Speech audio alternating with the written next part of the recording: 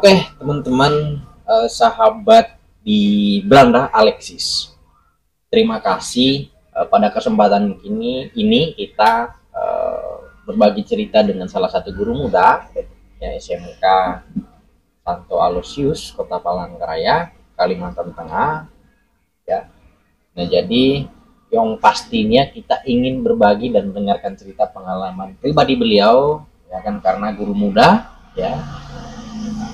Jadi kita akan mendengar bagaimana kisah beliau, pengalaman pribadi beliau saat jadi guru ya. Semenjak tahun 2019 itu sudah menjadi guru ya, kayak gitu. Jadi bagaimana sih pengalamannya, dan untuk lebih lanjutnya kita minta perkenalkan diri dulu, baru kita mengupas tentang apa yang menjadi poin penting pembahasan kita pada kesempatan ini. Silakan. Oke, sudah. Ya, teman-teman, kita minta perkenalkan diri dari guru ganteng ini, yang pastinya yang mau mendapatkan nomor WhatsApp-nya cepat-cepat subscribe ya, habis itu kontak saya atau DM saya di Instagram Alexis Ceca, dan bisa juga melalui komentar channel saya Branda Alexis. Silahkan perkenalkan diri, Mas. Oke, pertama saya mau perkenalan diri dulu. Jadi nama saya Cindy Fantika, biasa dipanggil Pak Cindy kalau di sekolah.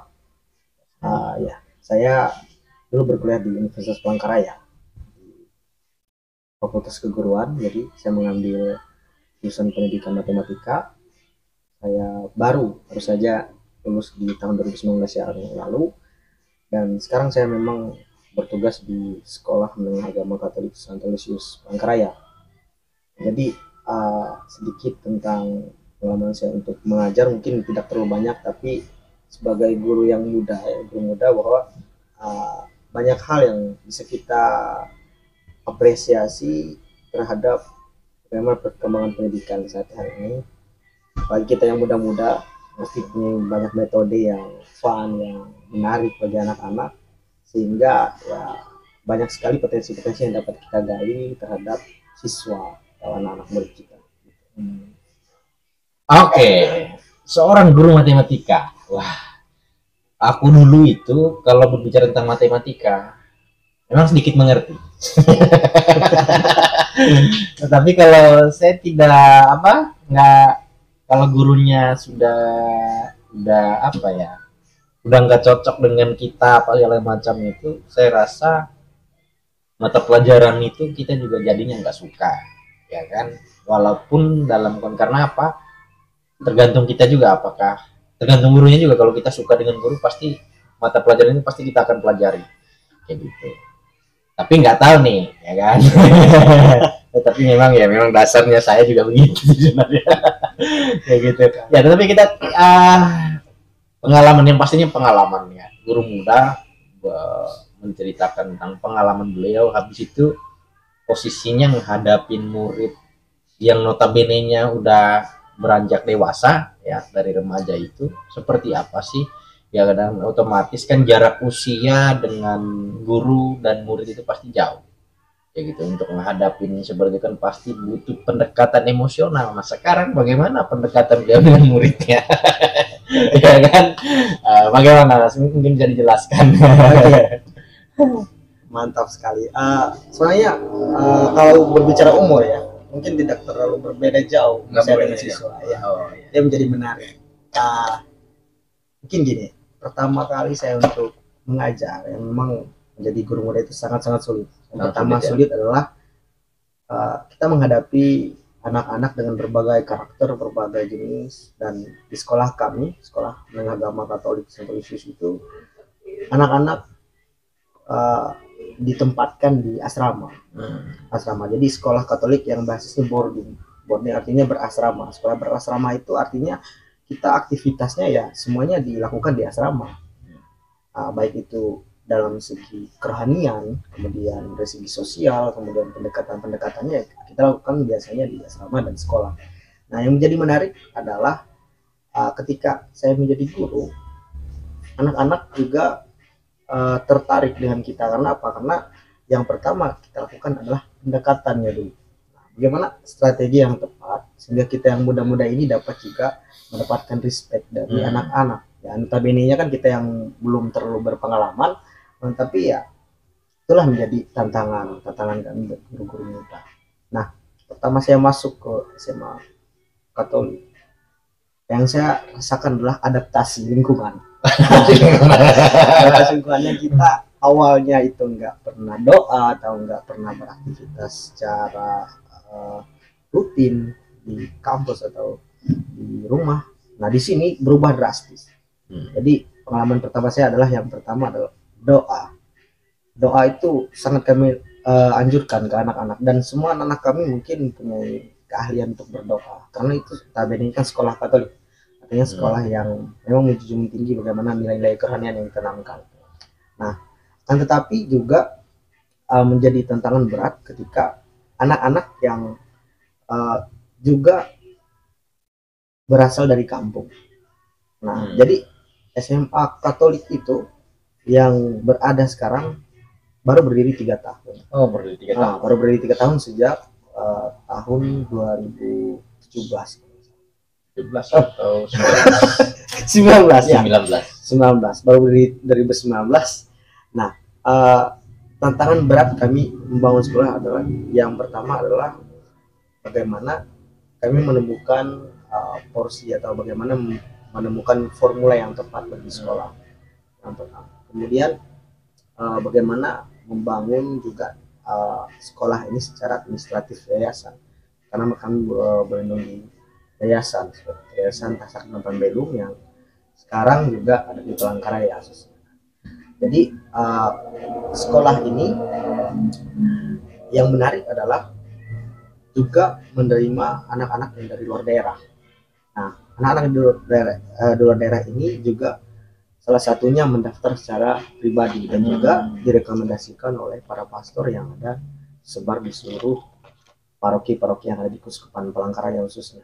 Nah, jadi anak-anak yang awalnya itu dari luar daerah, luar kota Palangkaraya, sekarang diterima satu asrama, dan saya pertama kali kemarin kaget karena apa? Karena yang ekspektasi saya tinggi, karena anak-anak yang begitu ternyata inilah kondisi peserta didik kami yang ada di sekolah agama Katolik.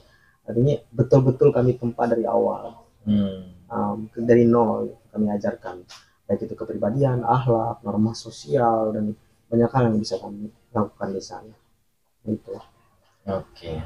Berarti Anda masuk berusaha maksudnya untuk menjadi guru yang menyenangkan, ya kan? Atau seperti apa? Oke. Pengalaman saya pertama kali masuk kelas nih. Jadi yang pertama adalah saya lakukan games. Oh, game. Gamesnya itu adalah bagaimana. Itu yang Anda sering lakukan di pantry dulu. Jangan itu masalahnya. Jadi hal yang menyenangkan adalah ketika kita melakukan games ke anak-anak. Saya tidak langsung masuk untuk mengajar, tapi saya melakukan games dulu. Gamesnya itu adalah bagaimana kami mengenal pribadi satu sama lain. Nah, yang pertama adalah saya juga harus bergabung juga dengan anak-anak, kemudian saya melakukan games. Seperti misalkan siapa yang pemalas, kalau pemalas misalkan ke sebelah kiri posisinya, semua pemalas ke sebelah kiri. Kalau misalkan anak-anak yang suka mendengkur kalau tidur, kan menarik sekali. Nah, kemudian yang misalnya sudut kiri ya sudut kiri, kalau tidak mendengkur sudut kanan. Nah, game seperti itu yang membuat atau mencoba kita sampaikan ke anak supaya saling mengenal satu sama lain dulu pribadinya. Hal itu saya lakukan karena supaya juga mereka mengenal saya sebagai guru, dan mereka juga mengenal teman-temannya, teman sebaya, supaya saling juga dapat menerima satu sama lain. Itu yang kami lakukan, sehingga harapan saya ketika saya dapat mendekatkan diri dengan anak-anak secara pribadi, khususnya emosional, itu juga bisa belajar enak, menciptakan kelas yang enak dengan games itu. Wah. Berarti cara untuk mendekati pendekatan secara emosional yang pertama melalui games dulu.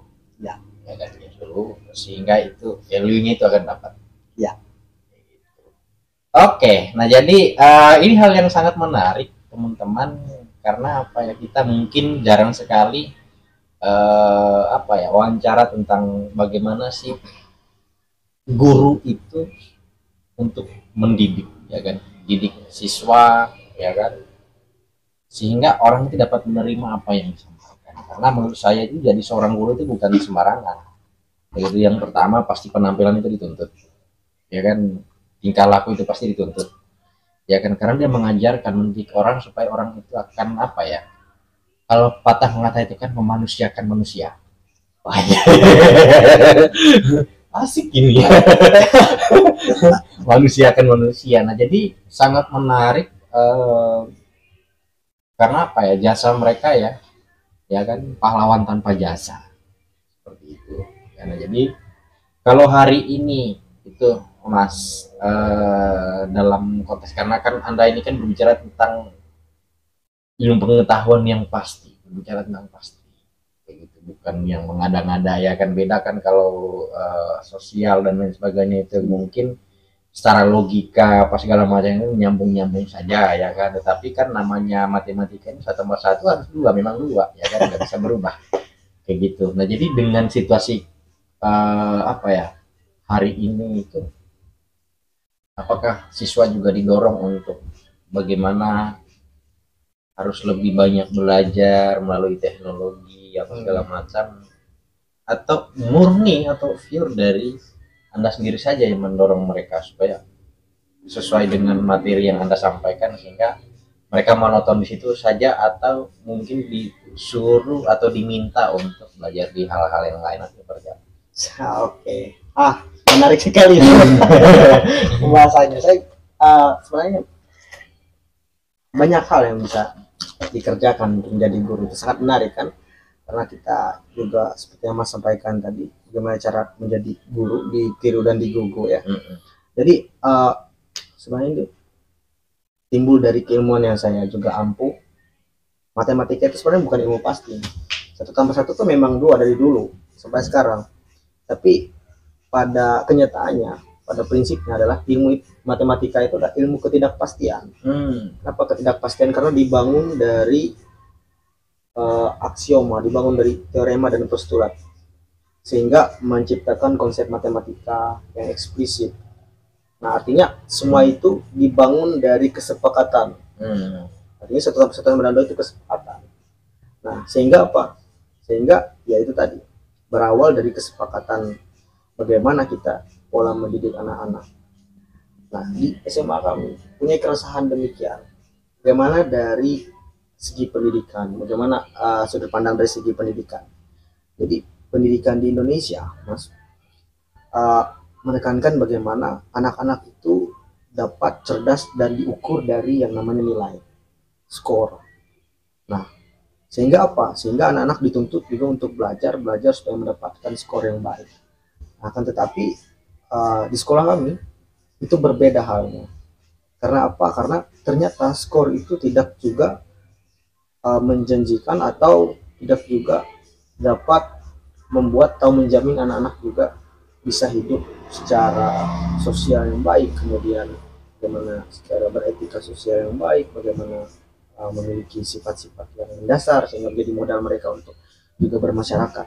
Sehingga skor itu bukan menjadi nilai utama di sekolah kami, tetapi nilai-nilai daripada keimanan, nilai-nilai daripada sikap, itu yang kami tonjolkan di situ. Sehingga apa? Sehingga pada dasarnya seperti saya keilmuan ya, kami tidak juga terlalu menuntut anak-anak untuk bagus di segi itu, dari segi keilmuan-ilmuannya, akan tetapi dari hal-hal yang mendasar yang membuat anak-anak juga memiliki kemampuan seperti kemampuan finansial yang baik, kemudian kemampuan sosial yang baik, sehingga juga ilmu yang baik. Maka itu tadi yang harus kami tekankan. Skor itu bukan segalanya, tetapi nilai juga menjadi pertimbangan kami, seperti itu. Oh gitu.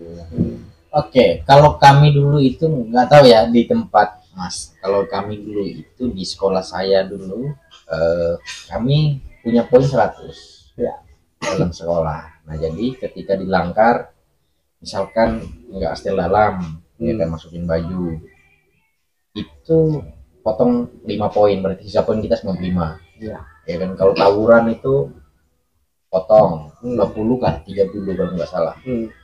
Berarti itu akan berkurang. Nah, jadi itu poin Hmm. dari kelas 1 sampai kelas 3. Hmm. Kayak gitu. Nah, jadi kalau di tempat sampainya itu gimana? Apakah berlaku demikian atau seperti apa? Oke, menjadi pokok bahasan yang menarik lagi. Jadi gini, di Semak Santo Aloysius itu ya dari segi berpakaian dulu ya. Dari segi berpakaian kami tidak menekankan anak-anak untuk berpakaian bagaimana kerapian segala macam, tetapi seragam tetap ada. Tetapi baju kami sesuaikan. Jadi untuk hari per hari itu baju kami sudah tentukan. Kemudian ada beberapa hari yang boleh tidak melakukan berpakaian seragam. Nah, kenapa hal demikian? Karena kembali yang saya jelaskan tadi bahwa itu tadi juga berpakaian, dari segi berpakaian juga tidak menjamin anak-anak juga bisa memiliki kemampuan kecerdasan yang baik juga. Jadi bukan seragam tidak penting menurut sekolah kami, tapi kami juga memberikan kebebasan kepada anak supaya mereka bisa berekspresi dan menggali potensi-potensi yang mereka miliki. Oke, keunggulan di SMK Santo Aloysius itu apa, Mas? Oke, berbicara keunggulan, mungkin banyak hal yang juga dimiliki oleh sekolah-sekolah lain, tapi menjadi ciri khas dari SMA Santo Aloysius yang pertama adalah dari segi kurikulumnya. Nah, gitu. Kurikulumnya. Nah, dari segi kurikulum. Jadi SMA Santo Aloysius itu memiliki kurikulum yang juga lumayan berbeda dengan kurikulum atau sekolah lain. Yang pertama adalah yang menekankan 40% kurikulum kami adalah kurikulum keagama. Karena basisnya adalah Katolik, jadi agama ilmu agama Katolik juga kami tanamkan di situ, seperti liturgi gereja, kemudian ada katekese, kemudian ada sejarah gereja Katolik. Nah, seperti itu yang kami tekankan di 20%, dan 60% juga seperti pelajaran-pelajaran pada umumnya. Itu yang menjadi ciri khasnya dari sekolah kami. Berarti sekolah di situ apakah harus Katolik? Atau seperti apa? Oke, kami juga ada juga murid-murid yang tidak Katolik. Selagi dapat menyesuaikan daripada sekolah ya. Ya, yang pastikan ilmu pengetahuan ya. Itu yang di ini ya. Karena menurut saya juga untuk menimba ilmu pengetahuan itu kan bukan apa ya, maksudnya tidak seharusnya juga kita lu harus jadi Katolik baru bisa belajar di Katolik, enggak juga seperti itu. Itulah keunggulannya ya, Mas ya. Iya. Kayak gitu keunggulannya. Jadi siapapun boleh belajar di situ ya kan. Yang pastinya lu harus mengikuti aturan-aturan yang berlaku dalam sekolah tersebut. Tidak menuntut juga lu harus Katolik, mau agama apa saja bisa saja sekolah di SMK itu. Ya kan, intinya mengikuti peraturan-peraturan yang sudah berlaku. Poin yang ingin Anda sampaikan di closing statement ini apa, Mas?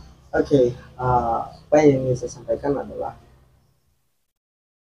kita tidak bisa menuntut anak-anak untuk menjadi hebat, luar biasa di satu bidang, tetapi kita dapat menuntut mereka di beberapa bidang yang nanti akan menunjang anak-anak untuk melangkah ke depan, bermasyarakat, bernegara, dan juga pastinya karena sekolah kami sama Katolik, jadi 100% Katolik, juga 100% harus Indonesia.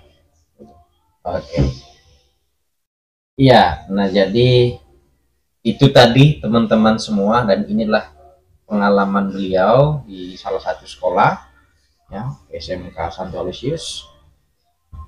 Jadi teman-teman yang mungkin penasaran tentang SMK ini atau mungkin anaknya mau masuk di SMK ini, silahkan, mungkin nantinya bisa mengunjungi katedral Kota Palangkaraya ya, dan mungkin sosmednya juga ada ya untuk kepo-kepo ya. Karena saya rasa ini salah satu sekolah yang nomor 1 di Kota Palangkaraya. Nah, jadi teman-teman boleh mendaftarkan diri untuk sekolah di situ.